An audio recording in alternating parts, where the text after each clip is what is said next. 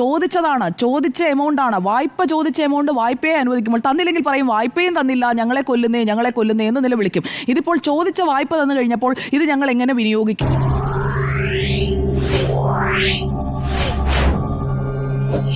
കേരളത്തിന് 2 കേന്ദ്രമന്ത്രിമാരുണ്ട്. ഇവിടെ മന്ത്രിയാകുന്നതിന് മുമ്പ് തന്നെ സുരേഷ് ഗോപി പറഞ്ഞിരുന്നത് ഇവിടെ മന്ത്രിമാരെ തനിക്ക് ചുറ്റും നിർത്തും ഇവിടുത്തെ കാര്യങ്ങൾ നടപ്പാക്കാൻ എന്നാണ് അന്ന് തെരഞ്ഞെടുപ്പിൽ മത്സരിക്കുന്ന ഘട്ടത്തിൽ തന്നെ അദ്ദേഹം പറഞ്ഞിരുന്നത്. പിന്നീട് നമ്മൾ പാർലമെന്റിൽ കാണുകയാണ് തമിഴ്നാടിനെ പോലെ തന്നെ കേരളത്തിനും സഹായം ലഭിക്കുന്നില്ല എന്ന് കനിമൊഴി പറഞ്ഞപ്പോൾ അദ്ദേഹം ഒരു ഭാവാഭിനയം സിനിമയിലെ അദ്ദേഹത്തിന്റെ ഡാൻസിന്റെ സ്റ്റെപ്പ് അദ്ദേഹം കാണിച്ചു, ഇങ്ങനെ കൈയൊക്കെ വെച്ചിട്ട്. ഏതാ നിന്റെ രാജ്യം?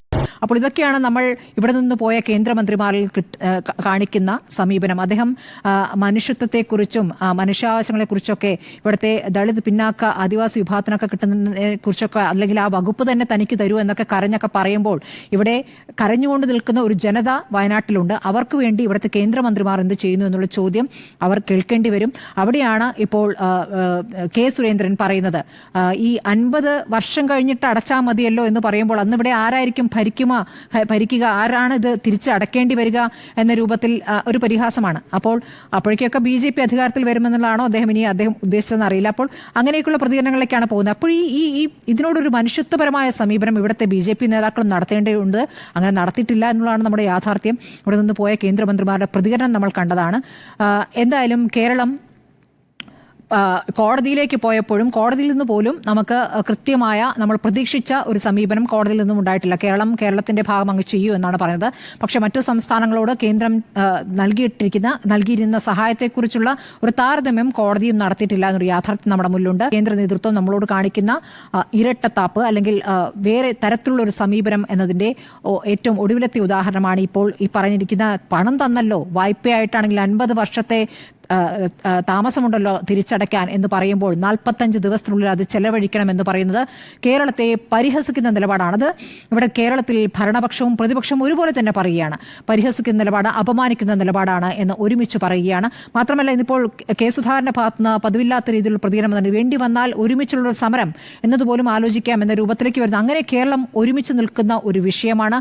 മോദിയിൽ തന്നെ അമിത്ഷായിൽ തന്നെ വലിയ സ്വാധീനമുണ്ട് എന്ന് പറയുന്ന സുരേഷ് ഗോപിക്ക് ഇക്കാര്യത്തിൽ ചില കാര്യങ്ങൾ ചെയ്യാനാകും. പക്ഷേ അദ്ദേഹം പാർലമെന്റിൽ കാണിച്ചതാണ് നമ്മുടെ മുന്നിലുള്ള യാഥാർത്ഥ്യം.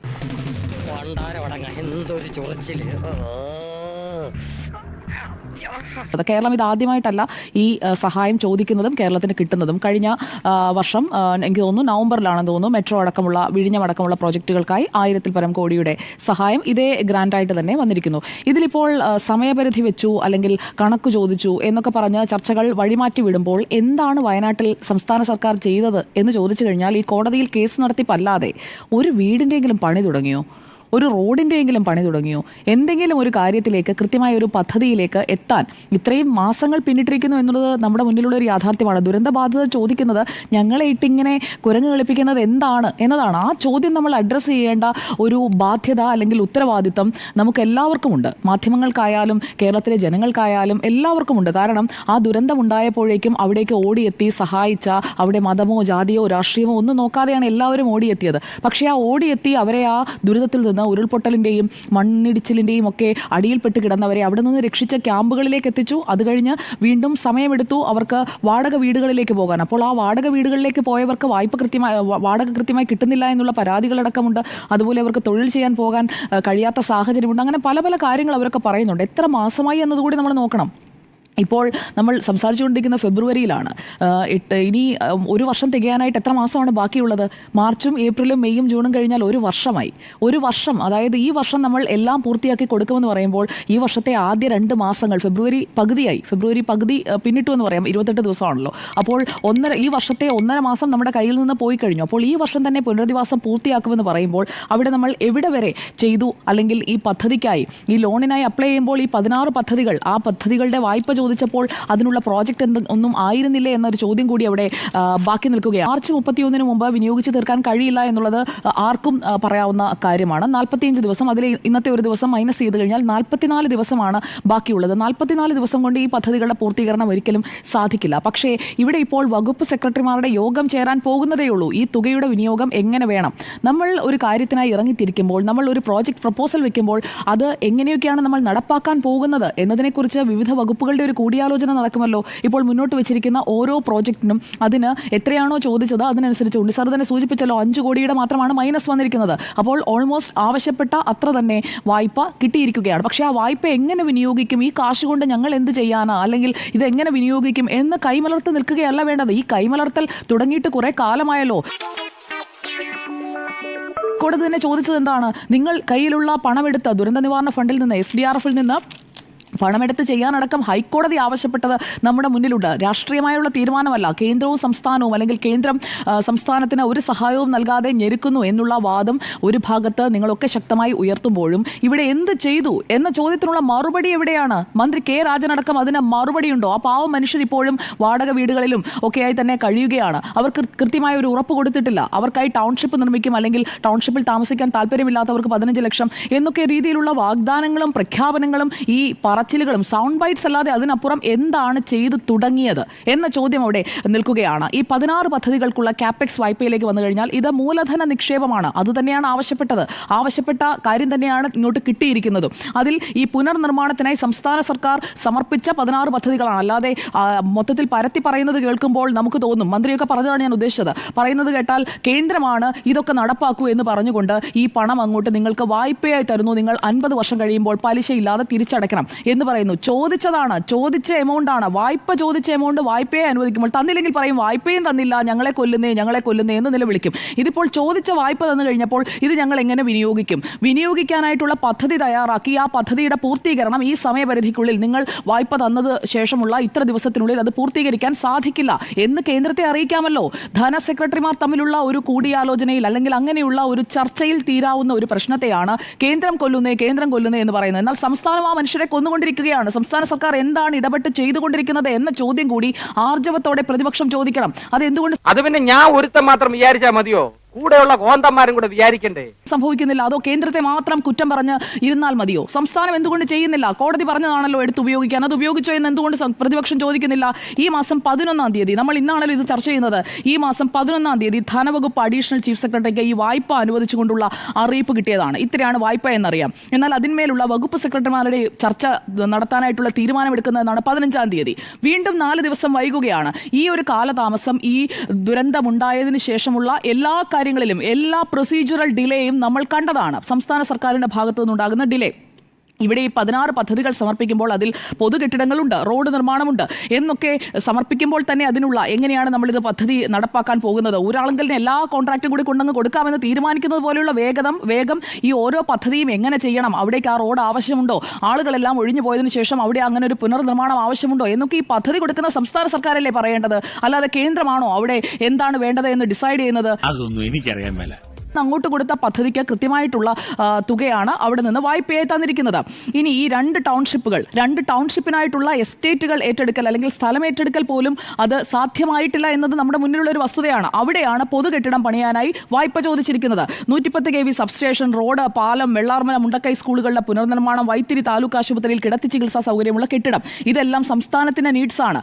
ആ നീഡ്സ് മുന്നോട്ട് വെച്ച് ആ 16 ഹെഡ്സിന് കീഴിലാണ് ഈ പണം അനുവദിച്ചിരിക്കുന്നത്. പക്ഷേ ഇതെങ്ങനെ നടപ്പാക്കണം എന്നത് സംബന്ധിച്ച് ഇപ്പോഴും ആലോചിക്കാൻ പോകുന്നതേയുള്ളൂ. അതാണ് നമ്മുടെ സംസ്ഥാനത്തിന്റെ യഥാർത്ഥ ചിത്രം എന്നുള്ളത് കൂടി പൊതുജനം അറിയേണ്ടതുണ്ട്. 750 കോടിയുടെ പാക്കേജ് സംസ്ഥാന ബജറ്റിൽ അങ്ങ് ചൂണ്ടിക്കാട്ടിയതുപോലെ പ്രഖ്യാപിച്ചിട്ടുണ്ട്. അതല്ല ഉദ്ദേശം, ഞാൻ മാറി 550ഉം 529 കൂടെ കൂടുമ്പോൾ 1279.5 1279 കോടി 50 ലക്ഷം രൂപയാകും. മുണ്ടക്കൈ ചൂരൽമല ദുരന്തത്തിൽ ആകെ നഷ്ടം സർക്കാർ കണക്കനുസരിച്ച് 1202 കോടിയാണ്. അപ്പോൾ ആ നഷ്ടം നികത്തി കാര്യങ്ങൾ ചെയ്യാൻ കഴിയും. ഇത് മാത്രമല്ല, സ്പോൺസേഴ്സ് ഉണ്ടല്ലോ, വീട് നിർമ്മിച്ച് നൽകാമെന്ന്. അവിടെ ആവശ്യമുള്ള വീടുകളിലും അധികം വീടുകൾ നിർമ്മിച്ച് നൽകാനുള്ള സ്പോൺസേഴ്സ് വന്നതാണ്, ഇല്ലേ? കോൺഗ്രസ് സർക്കാരുകൾ അടക്കം വന്നതാണ്. അതുപോലെ രാഹുൽ ഗാന്ധി വന്നതാണ്, വിവിധ രാഷ്ട്രീയ സംഘടനകൾ വന്നതാണ്. അപ്പോൾ അങ്ങനെ വന്ന ആ സ്പോൺസേഴ്സിനെയൊക്കെ എന്തുകൊണ്ട് പ്രോപ്പറായി യൂട്ടിലൈസ് ചെയ്യാൻ സാധിക്കുന്നില്ല എന്നൊരു കാര്യമുണ്ട്. സ്ഥലമേറ്റെടുപ്പ് നീണ്ടുപോയതോടുകൂടിയാണ് പലരും ഇതെന്താണ് എന്ന് ചോദിച്ചത്. സിദ്ധരാമയ്യയുടെ അടക്കം കത്ത് നമ്മുടെ മുന്നിലുണ്ടല്ലോ. അങ്ങനെയുള്ള ഇടപെടലുകൾ അതെല്ലാം നമ്മൾ ഒരു ഭാഗത്ത് അത് തമസ്കരിക്കരുത്. ഇങ്ങനെയുള്ള കാര്യങ്ങളൊക്കെ ഇവിടെ പ്രോപ്പർ അല്ല എന്നുള്ളത് കൂടി നമ്മൾ പറഞ്ഞു പോകണം. മാതൃകാ ടൗൺഷിപ്പ് എന്ന് പറഞ്ഞു ഇരുന്നുകൊണ്ട് കാര്യമില്ല, അതിലേക്ക് എത്താൻ നമുക്ക് സാധിക്കുന്നുള്ളൂ. ഇനി എപ്പോഴാണ് ഇത് തുടങ്ങിയിട്ട് പണി പൂർത്തിയാക്കി ഈ വർഷം ഡെലിവറി ചെയ്യുമെന്ന് പറയുന്നു. അപ്പോൾ ഇത് എപ്പോഴാണ് നിങ്ങൾ തുടങ്ങാൻ പോകുന്നത്? അത് ഫാസ്റ്റ് ട്രാക്ക് ചെയ്യണം. അതിനാണ് കേന്ദ്രം പറഞ്ഞത് 40 ദിവസത്തിനുള്ളിൽ നിങ്ങൾ തുടങ്ങുകയെങ്കിലും ചെയ്യട്ടെ എന്ന് വെച്ച് തന്നെയാണ് നിബന്ധന എന്ന് വേണം നമ്മൾ കരുതാൻ. കാരണം കേന്ദ്രത്തിലിരിക്കുന്നവർക്കും അറിയാമല്ലോ 45 ദിവസം കൊണ്ടൊന്നും ദാ വരട്ടെ ടൗൺഷിപ്പ് എന്ന് പറഞ്ഞു കഴിഞ്ഞാൽ ടൗൺഷിപ്പ് വരില്ല, ദാ വരട്ടെ സബ്സ്റ്റേഷൻ എന്ന് പറഞ്ഞാൽ സബ്സ്റ്റേഷൻ വരില്ല എന്നൊക്കെ കേന്ദ്രത്തിലിരിക്കുന്നവർക്കും അറിയാം. അല്ല എന്നുണ്ടെങ്കിൽ കേന്ദ്രസേന വന്ന് ബെയിലി പാലം പണിതതുപോലെയുള്ള കാര്യങ്ങൾ ചെയ്യേണ്ടി വരും. അതല്ല, പ്രായോഗികമായുള്ള നടത്തിപ്പിലെ ബുദ്ധിമുട്ടുകളൊക്കെ അറിയാവുന്ന ആളുകൾ തന്നെയാണ് അവിടെയും ഇരിക്കുന്നത്. അപ്പോൾ ആ ഉദ്യോഗസ്ഥതല ചർച്ചകളിൽ കൃത്യമായി ഈ സമയം കൊണ്ട് ഇത് പൂർത്തിയാക്കാൻ കഴിയില്ല എന്നത് അറിയിച്ചാൽ തീരുന്ന പ്രശ്നമേ ഉള്ളൂ. പക്ഷേ എപ്പോഴും കേന്ദ്രത്തിന്റെ തലയിലേക്ക് ഇത് ഫിക്സ് ചെയ്യുക, ഒരു മാച്ച് ഫിക്സിംഗ് ആണ്. കേന്ദ്രത്തിന്റെ തലയിലേക്ക് ഇത് വിടുക, ഇവിടെ ചെയ്യേണ്ട കാര്യങ്ങൾ ചെയ്യാതിരിക്കുക. അതാണ് ഇപ്പോഴും ഈ വിഷയത്തിലും ചെയ്തുകൊണ്ടിരിക്കുന്നത്. ഈ 100 കോടിയുടെ കേന്ദ്ര ഫണ്ട് സ്ഥലം ഏറ്റെടുക്കാൻ, ഒപ്പം സംസ്ഥാന ഫണ്ട് പ്ലസ് സ്പോൺസേഴ്സ് ഇത് കൂടി ചേരുമ്പോൾ ടൗൺഷിപ്പിനുള്ള സ്ഥലം ഏറ്റെടുക്കാനായിട്ടുള്ള കാശെന്ന് പറയുന്നത് 100 crores പ്ലസ് ആണ്. അത് ഈ കേന്ദ്ര ഫണ്ടും സംസ്ഥാന ഫണ്ടും സ്പോൺസേഴ്സും കൂടി ചേരുമ്പോഴേക്കും നിഷ്പ്രയാസമുണ്ട്. അവിടെയാണ് ഈ എനിക്ക് തോന്നുന്നു ഇപ്പോൾ അപ്പീൽ പോയതിൽ അന്തിമ തീരുമാനം വന്നിട്ടില്ല എന്ന് തോന്നുന്നു. എസ്റ്റേറ്റുകൾ അപ്പീൽ പോയിരിക്കുന്നതിൽ അന്തിമ തീരുമാനം വന്നിട്ടില്ല. അപ്പോൾ അത് പെൻഡിംഗ് ആണ്, കോടതിയിൽ പെൻഡിംഗ് ആയി നിൽക്കുകയാണ്. അപ്പോൾ ഈ വിഷയങ്ങളൊക്കെ സംസ്ഥാന സർക്കാരിന് കേന്ദ്രത്തെ അറിയിക്കാവുന്നതേ ഉള്ളൂ. ഞങ്ങൾക്ക് ഈ പ്രോജക്റ്റിലേക്ക് കടക്കുന്നതിന് ഇന്ന ബുദ്ധിമുട്ടുകളുണ്ട്. കാരണം കേന്ദ്രവും ആ കേസിൽ കക്ഷിയാണ്. ഇക്കാര്യങ്ങളെല്ലാം അറിയിച്ച് കൃത്യമായി കാര്യങ്ങൾ നേടിയെടുക്കാൻ സാധിക്കുന്ന ഒരു സാഹചര്യത്തിലാണ് അയ്യോ കേന്ദ്രം കൊല്ലുന്നേ എന്ന് പറഞ്ഞുകൊണ്ട് നിലവിളിയല്ല, കൃത്യമായ ആക്ഷനിലേക്ക് കടക്കുകയാണ് അവിടെ വേണ്ടത്. എന്തോ കുത്തി പറയുന്ന പോലെ എനിക്ക് ഫീൽ ചെയ്യുന്നുണ്ട് കേട്ടോ. ഇവിടെ പുനരധിവാസ പ്രവർത്തനം ആരംഭിക്കുന്നതിനായുള്ള വകുപ്പ് സെക്രട്ടറിമാരുടെ യോഗത്തിലേക്ക് ഇന്നാണ് കടന്നിരിക്കുന്നത്. 4 ദിവസം ഈ വായ്പ കിട്ടിയതിനു ശേഷം അത് വൈകിയിട്ടുണ്ട്. എത്രയും പെട്ടെന്ന് തുക വിനിയോഗിക്കണം, അതിനൊരു പദ്ധതി തയ്യാറാക്കണം എന്ന നിർദ്ദേശം പോകുന്നത് ഇന്നാണ്. അപ്പോൾ ഈ പദ്ധതി തുടങ്ങി വെക്കുക, അതിനുശേഷം കൂടുതൽ സമയം നേടുക. ഈ യൂട്ടിലൈസേഷൻ സർട്ടിഫിക്കറ്റിനെ കുറിച്ച് അങ്ങ് സൂചിപ്പിച്ചതുപോലെ ആ യൂട്ടിലൈസേഷൻ സർട്ടിഫിക്കറ്റ് ഏത് ക്യാപിറ്റൽ എക്സ്പെൻഡിച്ചർ ലോണിനും കാപ്പെക്സ് ലോണിനും ഏത് സംസ്ഥാനവും, അത് കേരളം എന്നല്ല UP ആയാലും കൊടുക്കണം. എല്ലാ സംസ്ഥാനത്തിനും ഒരേ രീതിയിലാണ് ഈ നിയമം എന്ന് പറയുന്നത്. അത് NDA സർക്കാരായി കൊണ്ടുവന്ന സംവിധാനവും അല്ലല്ലോ. അതിനു മുൻപ് തന്നെ ഈ കാപ്പെക്സ് ലോൺ എന്ന് പറയുന്ന സംവിധാനം നമ്മുടെ രാജ്യത്ത് നിലവിലുണ്ടെന്നാണ് ഞാൻ മനസ്സിലാക്കുന്നത്. ഇതിപ്പോൾ NDA സർക്കാർ വന്ന് NDA ഭരിക്കാത്ത സംസ്ഥാനങ്ങളെയൊക്കെ ആക്രമിക്കുന്നു, കേരളത്തെ കുറച്ച് കൂടുതൽ ആക്രമിക്കുന്നു എന്ന ഒരു നരേറ്റീവ് സെറ്റ് ചെയ്യുകയാണ്. പക്ഷേ അങ്ങനെയല്ല. കാപ്പെക്സ് ലോണിന് കൃത്യമായി അതിൻ്റെതായ നിബന്ധനകളുണ്ട്. അത് ഓരോ സാമ്പത്തിക വർഷത്തിലും അനുവദിക്കുന്നതിന്റെ കണക്ക് കൃത്യമായി ആ സാമ്പത്തിക വർഷം അവസാനിച്ചതിന്റെ തൊട്ടടുത്ത ദിവസം ഏപ്രിൽ 1-ാം തീയതി കൊടുക്കണമെന്നതാണ് ഞാൻ മനസ്സിലാക്കുന്നത്. തെറ്റാണെങ്കിൽ തിരുത്താം.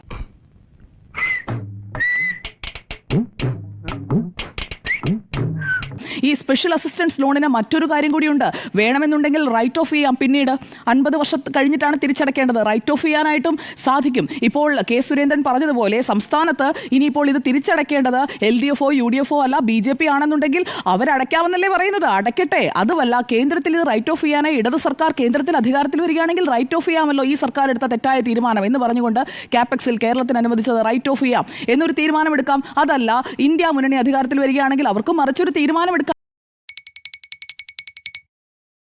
വർഷം കഴിഞ്ഞുള്ള ഒരു പലിശരഹിത വായ്പ തിരിച്ചടയ്ക്കുന്നതിലേക്ക് ഫോക്കസ് ചെയ്യുന്നതിന് പകരം ആ കിട്ടിയ തുക വിനിയോഗിക്കുക. സംസ്ഥാന ബജറ്റിൽ നീക്കിവെച്ചിരിക്കുന്ന തുക, അതുപോലെ തന്നെ SDRF-ലെ 120 കോടി ഉടൻ ചെലവഴിക്കാം.